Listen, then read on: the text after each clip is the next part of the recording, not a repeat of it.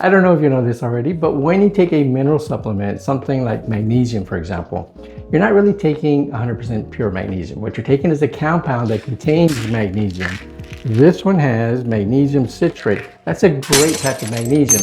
This is because some forms like magnesium citrate are very easy for your body to break down, while other forms, well, not so much. There's a bang for your buck factor, isn't there? I would say so.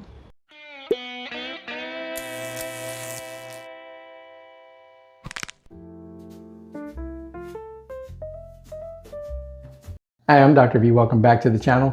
I'm going to go over a few different mineral forms so that you can get the most benefit out of your supplements. But first, I am going to cover a little bit of very basic chemistry, and I'm going to try my very best not to overcomplicate this video. So stick with me, okay? Just keep it simple. Keeping it simple, that's what I'm doing.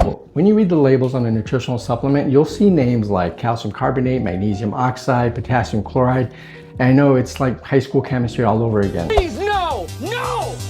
No! So the first name you see is actually just the name of the element. This is going to be calcium, magnesium, potassium, iron, zinc, and all of the others. This is actually the easiest thing to remember because this is really what you're after. This is your primary product. So if you want strong, healthy bones, you're going to go take Vitamin D, calcium. But here's where most people are not really familiar with, and this is the second name. These are going to be names like oxide, carbonate, chloride. These are going to be either other elements, proteins, amino acids, or molecules that are bound to the element that you're taking. So what I really want you to know at this point is that there is a bond that exists between the molecule and the element. And the whole point here is, can your body separate the two?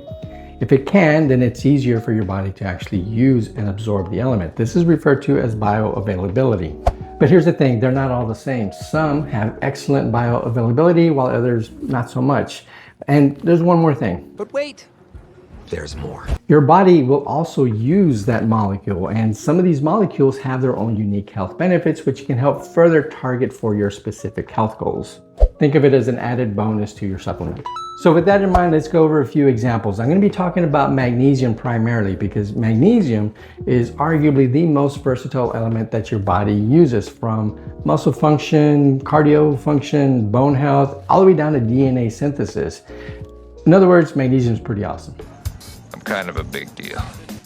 So I'm going to give you a list of some of my favorite forms of magnesium based on their bioavailability and their unique benefits. Beginning with magnesium glycinate. This type of magnesium is bound to glycine, an amino acid known for several health promoting benefits, including calming the nervous system. This combination makes magnesium glycinate especially effective for muscular support primarily, but it can also be an ally for a good night's sleep. Up next is magnesium L-threonate from threonic acid. This is a metabolite from vitamin C. It has the ability to cross the blood-brain barrier, making it the best option for supporting cognitive function. Some studies suggest it may be beneficial for memory and learning, and it also has neuroprotective properties. Magnesium taurate. This magnesium is bound to taurine. This is an amino acid known for its cardiovascular benefits, making this type of magnesium top choice for supporting heart health. Magnesium citrate. This is a great general purpose type of magnesium when it's used at regular doses. However, in higher doses, magnesium citrate is often used as a laxative, providing digestive support. Magnesium malate. This type of magnesium is bound to malic acid, which helps support cellular energy production. Some studies suggest this may be beneficial for those dealing with chronic fatigue syndrome and symptoms that are associated with fibromyalgia. Magnesium chloride. This is another great general purpose type of magnesium used in supplements and in topical applications with lotions and oils.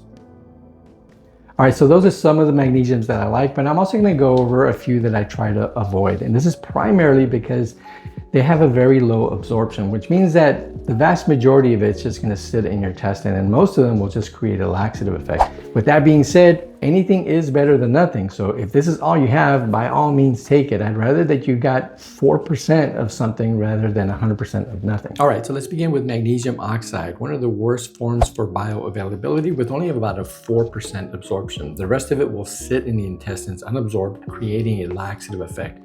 Either way, most of it will just go down the drain. Up next is magnesium hydroxide, slightly better absorbed than oxide, but not by very much. It also has a laxative effect as well as antacid properties. It's also the main ingredient in milk of magnesia. Last one is magnesium carbonate. Low to moderate absorption, carbonate increases the pH, which neutralizes stomach acid. Those are some of the examples of magnesiums that I like and some of the ones that I don't really like. Now, if you're in the market for a mineral supplement, there's two things you want to ask yourself. One, does it have good bioavailability? In other words, can your body actually use it? And two, are you taking it for a specific purpose? This could help narrow it down more to your specific needs. Well, that pretty much wraps it up for this video. I hope you found it informative, and go check your supplement label, see what you're taking, and find out, are you getting the most benefit out of your supplements? I will see you back next time.